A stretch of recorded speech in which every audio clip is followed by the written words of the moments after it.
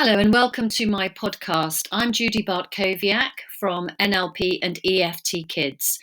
I'm a children and teens therapist helping children with all sorts of different issues. At the moment, as you can imagine, quite a lot are needing help with anxiety, but also low self-confidence and self-belief, resilience, sort of friendship issues, relationship issues, sibling rivalries occurred quite a lot with lockdown and homeschooling.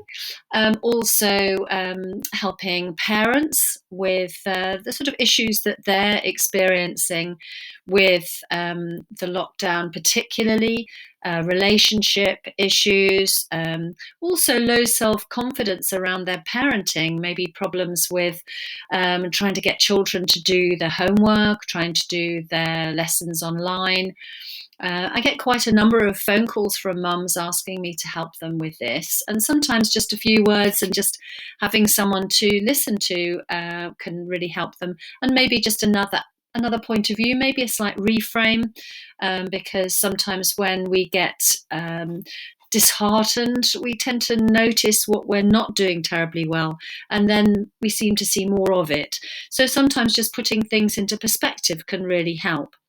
So I'm the author of a number of books, one that's coming out next week called Empower Your Kids, a coaching guide for parents, and one that came out in November, which is Understanding Children and Teens.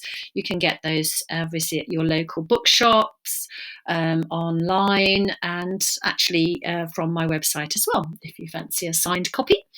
But today I want to talk to you about anger, and this is taken from the book Empower Your Kids, which has a section at the beginning really about general parenting, communication, and some sort of NLP type sort of skills and techniques, and asks you to have a go at them to just really to try them out and see what you learn, and maybe to highlight sort of areas where you could perhaps just sort of maybe tweak something a little bit. So anyway, this chapter that I'm reading from now is called Anger, and it's the first chapter in the second part of the book, which is issue related. So children use words like mad, lost it, cross, explode to describe this feeling. So use this for whatever word your family uses. Many parents talk about meltdown. I'll be using the word anger throughout to keep it consistent. I like to describe the anger response as being like the prickles of a hedgehog, sharp and painful, but ultimately there to protect the soft underbelly of the hedgehog, to protect its vulnerability. Unless it puts out its prickles, it will die. This need to protect themselves is one that children very much relate to. They don't set out to attack. Anger is a response. And I'll repeat that. Anger is a response. It's important to remember this and seek to discover the trigger. The natural response of most parents is to ask, "Why are you angry?" or "What happened?" We want to know how we can help, how we can fix this. What was the trigger? We want to know. Your child will possibly tell you what just happened to cause them to show their prickles, but there is often a whole sequence of events before this that we need to understand. A trigger can be a number of things that all happen in a moment. So, for example, someone says or does something, and we may call this an external event. We filter this through our beliefs, what we make it mean in the moment, our values, what's important to us, our experiences, our way of processing our world. In other words, do we see our world in a visual way, auditory or kinesthetic? Do we notice the bigger picture or more the detail? Do we like choices? Do we like process? Do we focus on what we do want or what we don't want, and so on? And all of this is explained in the first part of the book, of course. And then our memories. This then gives us an internal representation of the event, what we make it mean. This creates a state or mood, attitude or feeling, which shows in our body through our physiology. Then there is a behaviour, in this case an angry response, and that is the next external event, and so it goes on, keeping circling and evolving. What we as parents need to do is work on the filters so that our child creates a different internal representation. This is what I do when I'm working with clients by understanding their beliefs, values, experiences, and memories, so I can help them reframe them into a new, more resourceful belief that will create a different internal representation. A good first step, I think, is to think about your own anger. Yes, your anger. Let's face it, we can all get angry from time to time. Your child is of you. They've been modelling you since the day they were born, even before. So I have an exercise called the Anger Onion, and in fact, you can download this if you sign up to my Substack newsletter. You'll find that in the resources section as one of the posts. It basically goes through this exercise, which I'll talk you through. Think of a time when you felt angry. If it helps, put your hand to your heart, close your eyes and look down. This enables you to sink within and block out your conscious mind, which may be making excuses, giving explanations and causes such as, but he did this, she did that, which will, I think, remind you that anger is a response. Now complete this sentence. I felt angry when ...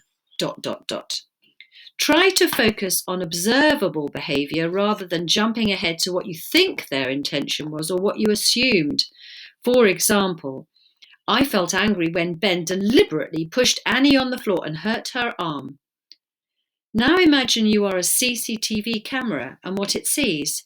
This is called disassociating, and it takes our parental assumptions out and just sees what actually happened.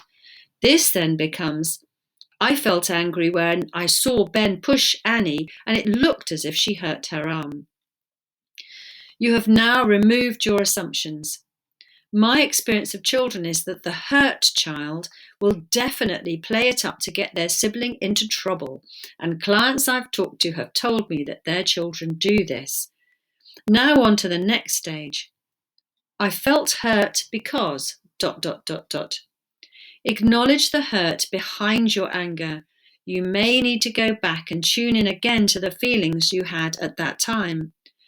There could be all sorts of reasons for your hurt, and here are some of the guesses. I wasn't in the room at the time. I felt guilty and responsible. I was on the phone, working, busy, and didn't see what happened. I'd already spoken to Ben about his behaviour, and I thought he'd understood. He always does this just before going to school, and we'll be late again. It's all my fault because we got divorced, moved, changed schools. I don't understand why he gets so angry. It's my fault because I shouted at him earlier. As you will see, lots of these hurts are about us. We have made his behaviour mean something about ourselves, and we have in some way taken responsibility and made it about us rather than trying to understand what was going on for them. Now the next step is, what I needed but didn't get was for ... This is about us meeting our own needs, and we'll talk about that when I tell you about the drama triangle. What was your need in the moment just before you became angry?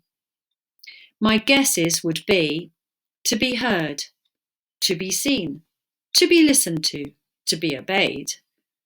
For my needs to be met, to feel supported, to not be so busy.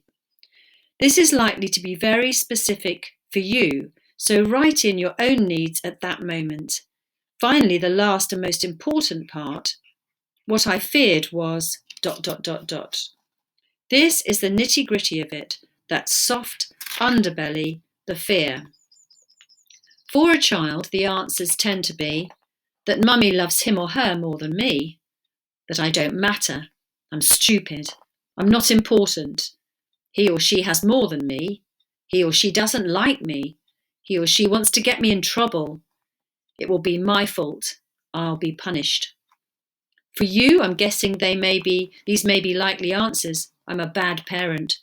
He or she doesn't respect me. He or she doesn't love me. I'm useless. I won't get custody. I'll be in trouble. I can't cope. What I say doesn't matter. They don't listen to me. I'm not important. A good response to these beliefs is to challenge them. These beliefs are often formed in early childhood, And without realizing it, we can find ourselves attracting situations that appear to be evidence that these beliefs are actually facts. They aren't. Think about a belief you have in times of anger. My belief is that ... Now write down the opposite belief, one you'd like to have instead. I'd like to believe that ... Now give yourself a mission to look for evidence of where that is true for you. What we focus on is what we get more of. I find that when children do this anger onion exercise, it is a real moment of understanding. They had no idea what their anger was about and tended to focus on what had just happened before. Now they know that it wasn't the event, but what they made it mean. It was their fear and vulnerability. This insight enables them to treat themselves with some gentleness and forgiveness rather than being angry at their angry reaction. By making sense of it, they could manage it better, understand next time it happens, and know how to look at it from another angle and reframe it. This leads on to EFT. With or without the understanding of the fear or need behind the anger, we can teach children to manage anger with tapping. And that's for another day. If you'd like to get in touch with me to talk about an anger issue with your children, or to buy a book, or ask me about which book would be the most helpful for them, you'll find on my website, which is nlpfamily.com, you'll find the bookshop with lots of books, both books for children, for tweens, and for teens, and for parents, and for teachers as well. You'll also find where you can get in touch with me for a free 30-minute consultation, book a course for children on confidence and resilience, and do any number of other things like read up about NLP, EFT, and find out a bit more about me. I hope you found this interesting.